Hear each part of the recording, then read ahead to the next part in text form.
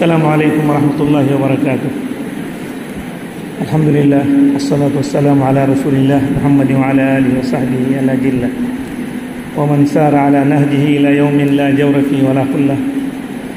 اما بعد.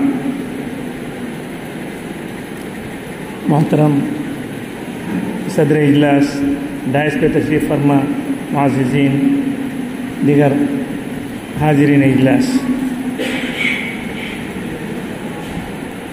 آج کا اجلاس طبی مناسبت سے قائم کیا گیا ہے. چیک اپ مریضوں کو ہونا ہے اس وقت، اور وقت بھی ان کے پاس کم ہے. انسان کی صحت بہت بڑی دولت ہے. آدمی کو صحت کی قدر اس وقت ہوتی ہے جب آدمی کو کوئی تکلیف یا پریشانی لاحق ہوتی ہے. صحت جب ٹھیک رہتی ہے انسان اپنے میں مست ہوتا ہے، اپنے اوقات کو فضول اور ضائع لایانی چیزوں میں لگا دیتا ہے. الا ماشاء اللہ جو وقت کی قدر کرتے ہیں، کرنے والے آدمی ہیں، ورنہ عموماً صحت کے عالم میں انسان اپنا وقت ضائع اور برباد کرتا ہے. تو صحت کی وجہ سے صحت جو انسان کو حاصل ہو جائے، حدیث میں فرمایا گیا دو چیزیں ایسی ہیں جس میں عموماً لوگ دھوکے میں ہیں: الصحت والفراغ، صحت اور فارغ وقت. آدمی کے پاس جب وقت فارغ رہتا ہے، آج کل تو اس کا وقت گزارنے کے لیے آدمی موبائل لے لیجئے، پتہ ہی نہیں چلتا وقت کہاں چلا گیا. تو صحت کی اور وقت کی قدر جو کرتے ہیں وہی لوگ کامیاب ہوتے ہیں. دنیا میں بھی وہ کامیاب، آخرت میں بھی ہمیشہ کی کامیابی ہے. معمولی اگر کوئی بیماری لاحق ہوتی ہے، انسان کا پیشاب رک جائے، خون کا دوران کم ہو جائے، تو اس کے لیے انسان کتنے پیسے خرچ کرتا ہے، کتنا پریشان ہوتا ہے. وہ اکیلا پریشان نہیں ہوتا، اس کے گھر والے پریشان ہوتے ہیں. لیکن قربان جائیے اللہ کی قدرت پر اور اللہ تعالیٰ کے انعام اور اس کے فضل پر کہ یہ ساری چیزیں عافیت کے ساتھ ہم سے ہو رہی ہیں.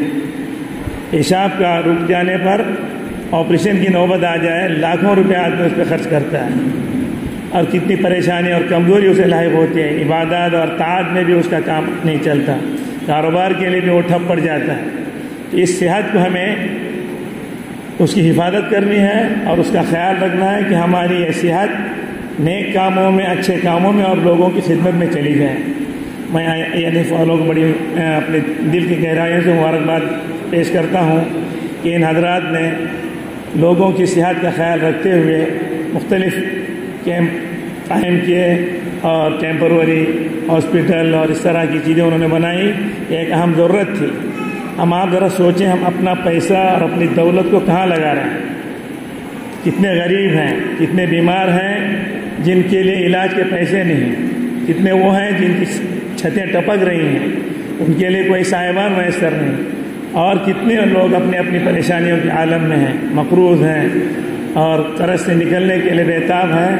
لیکن افسوس کہ ہم ان چیزوں کی طرف توجہ دیتے ہیں لیکن جتنی دینی چاہیے وہ اتنی نہیں ہو پا رہی. آپ دوسرے علاقوں کو چھوڑیے، اسی بھٹکل کو لیجئے، کتنے لوگ قرض سے پریشان ہیں، کتنے شادی کے لیے پریشان ہیں، کتنے اور کسی پریشانی میں مبتلا ہیں. ان سب کی فکر کرنا ہم سب کی ذمہ داری ہے. اللہ نے جو دولت دی ہے، دولت کو حلال اور پاکیزہ طریقے سے حاصل کرنا یہ بھی ضروری، اس پر بھی حساب ہوگا.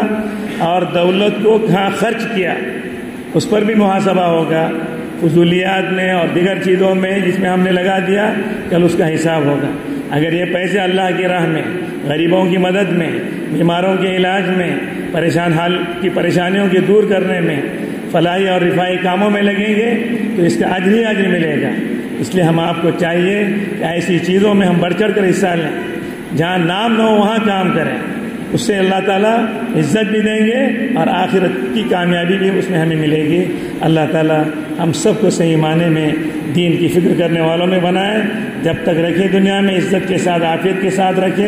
اور یہ جو پروگرام کا ہونے جا رہا ہے، اللہ تعالیٰ اس کو خیر و خوبی کے ساتھ اختتام تک پہنچائے. اور جتنے مریض ہیں اپنی چیک اپ کے سلسلے میں، اللہ ان سب کو صحت کاملہ اور شفا عاجلہ نصیب فرمائے. پورے عالم میں جتنے انسان بیمار ہیں اللہ تعالیٰ سب کو صحت سے نوازے. ہم سب کو اللہ تعالیٰ عافیت کے ساتھ رکھے اور عافیت کے ساتھ ایمان پر ہم سب کا خاتمہ ہو. وآخر دعوانا الحمد للہ رب العالمین.